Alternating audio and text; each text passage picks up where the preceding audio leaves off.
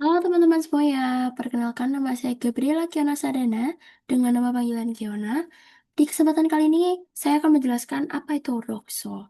Langsung aja kita mulai ya. Apa itu Ordoxo? Ordoxo atau Ordo Cistercian Observansi Ketat yang dikenal sebagai Ordo Cisterciensis Strictioris Observantiae atau OXO atau Ordo Trappist itu tuh merupakan sebuah ordo religius Katolik Roma yang menjalani kehidupannya itu monastik kontemplatif tertutup dengan mengikuti peraturan Santo Benedictus. Nah, ordo ini tuh memiliki dua komunitas. Yang pertama ada komunitas laki-laki yang dikenal sebagai rahib dan menjadi seorang terapis, dan yang kedua komunitas perempuan eh, dengan nama lainnya Rubiah dan menjadi seorang trapistin. Oke, langsung aja kita ke sejarahnya. Nah, diawali dengan asal mula hidup seorang Benediktin. Nah, Benediktin itu adalah Benedictus. Jadi ini bernama Benedictus. Beliau ini merupakan kelahiran dari Nursia yang hidup di abad ke-6 pada tahun 480 hingga 547 kurang lebih. Dia tuh melanjutkan studinya di Roma, tapi lama-kelamaan dia tidak kuat dengan kehidupan duniawi di Roma selama dia menjalani studinya itu, sehingga dia menarik diri ke Gua Subiaco untuk menjalani kehidupan yang sederhana, mencari keheningan dan mencari ketenangan batin. Selanjutnya, karena banyak orang yang tertarik dengan kehidupannya Benedictus, dia mendirikan sebuah komunitas pertapaan di Monte Cassino di Italia dan mulai menyusun peraturan Santo Benedictus dan biasanya disebut dengan PSP. Nah, Santo Benedictus ini juga dikenal sebagai bapak hidup monastik di era area barat. Lanjut, eh, adanya pembaruan dan lahirnya biara baru di Setaux. Di abad berikutnya, banyak pertapaan Benediktin itu mengalami kemapanan sehingga dianggap menyimpang dari ideal di antaranya di biara Molisme Prancis. Jadi, eh, pertapaan Benediktus ini tuh semakin berkembang karena semakin banyak yang tertarik dan mengalami kemapanan dan dianggap menyimpang dari ideal di antaranya di biara Molisme Prancis ini. Selanjutnya, pada tahun 1098, sekelompok yang berisi 21 rahib bersama Santo Robertus, Santo Albericus, dan Santo Stefanus itu mendirikan sebuah biara baru yang dikenal dengan biara Citeaux. Nah, di biara ini tuh berada di daerah Prancis Selatan. Selanjutnya, perkembangan Ordo Cisterciensis. Di komunitas Cisterciensis ini tuh sangat menekankan hidup yang keras, menekankan hidup yang sederhana, kemiskinan, dan memiliki semangat monastik. Pada tahun 1113, dengan hadirnya Bernardus dari Clairvaux bersama dengan teman-temannya, komunitas di Setaux itu tuh semakin berkembang gitu.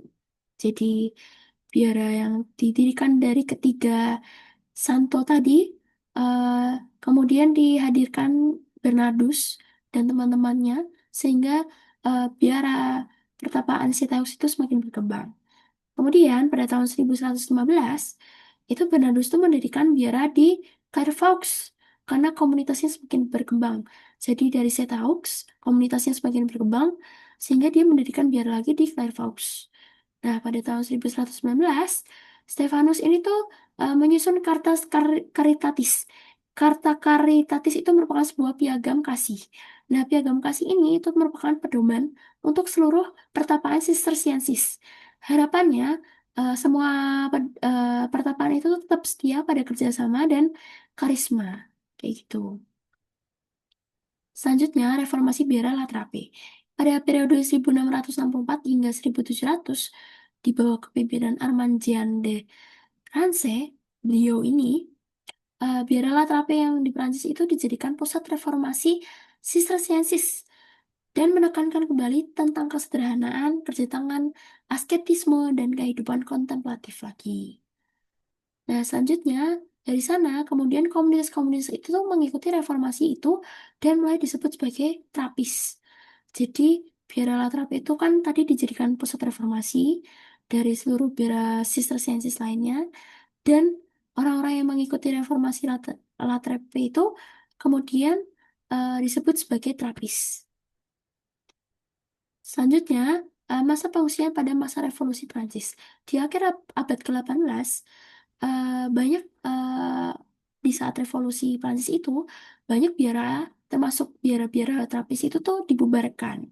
Sehingga pada tahun 1791 di bawah pimpinan Dom Augustin de Lestrange ini, sebanyak 23 rahib yang ada di biara La Trappe itu dibawa dibawanya untuk meninggalkan biara tersebut karena pada saat itu biara-biara diabat itu tuh dibubarkan karena si Augustin ini pengen mempertahankan para 23 rahib ini untuk tetap bisa mempertahankan hidup monastiknya sehingga diungsikanlah ke Laval Laval Sainte Laval Sainte di Swiss.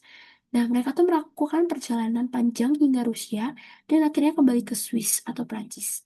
Setelah sekitar mungkin kurang lebih 20 tahun dengan kondisi yang miskin. Nah, pembentukan Ordo Mandiri Okso. Di tahun 1892, biara-biara yang mengikuti reformasi Latrape ini membentuk Ordo Mandiri dengan nama Ordo Cisterciensis Strictioris Observantiae atau OXO.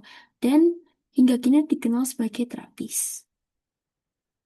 Selanjutnya, ordo ini tuh terus hidup dengan menghayati panggilan doa, pujian, kehidupan yang sederhana, percobaan gembira dalam warisan monastik, dan yang ditransmisikan dari abad ke abad dan tetap mempertahankan dengan pedoman hidup Santo Benedictus.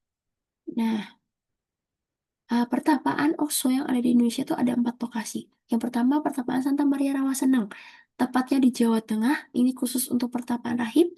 Kemudian pertapaan Bunda Pemersatu Kedono, ini tepatnya di Jawa Tengah juga. Ini khusus pertapaan Rubiah. Yang ketiga, pertapaan Terapis Lama Nabi, tepatnya di Flores, Nusa Tenggara Timur. Flores Timur, ini khusus pertapaan rahib. Dan yang keempat, pertapaan terapis di Penggadungan, Kalimantan Barat. Ini calon pertapaan yang keempat. Dan ya, spiritualitas atau roh penggerak dari Odo Okso itu yang pertama ada kehidupan sederhana, doa, pujian, pertobatan yang bergembira menurut nilai-nilai Injil dan peraturan dari Santo Benedictus dan para anggota hidup dalam klausura atau isolasi kontemplatif. Jadi spiritualitasnya dari Odo Okso tuh ya dituntut untuk penuh mengerahkan diri, mengabdikan diri untuk penuh doa, memiliki hidup sederhana, melakukan pujian, melakukan pertobatan terus-menerus. Kayak gitulah. Selanjutnya, bentuk karya pokoknya itu ada kehidupan monastik dan kontemplatif. Jadi mengabdikan diri untuk berdoa, kerja fisik, gaya hidup yang sederhana, dan lain sebagainya. Selanjutnya, aktivitas pendukung lainnya seperti pertanian, kerajinan tangan, produksi keju, atau yang lainnya lah. Jadi, di setiap pertapaan itu tuh memiliki sebuah perkebunan, ya. Jadi, harapannya hasil kebunnya itu bisa menghasilkan buah-buah yang berlimpah sehingga bisa dijual kayak gitu dan bisa menghidupi kehidupan kehidupan di tempat-tempat terapisnya gitu, tempat pertapaan.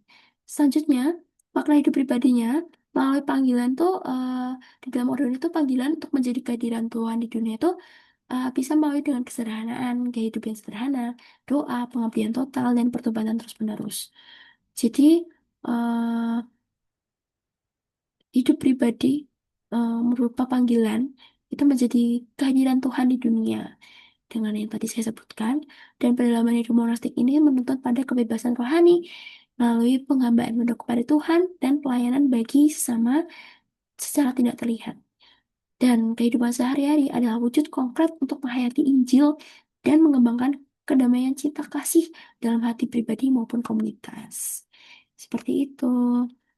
Dan cukup sekian penjelasan dari saya mengenai Odokso. Saya mohon maaf bila ada kesan kata, misalnya dalam menyampaikan materi atau apapun itu dalam pengucapan, saya mohon maaf. Dan sekian dari saya. Terima kasih, saya pamit undur diri. Sampai jumpa kembali teman-teman.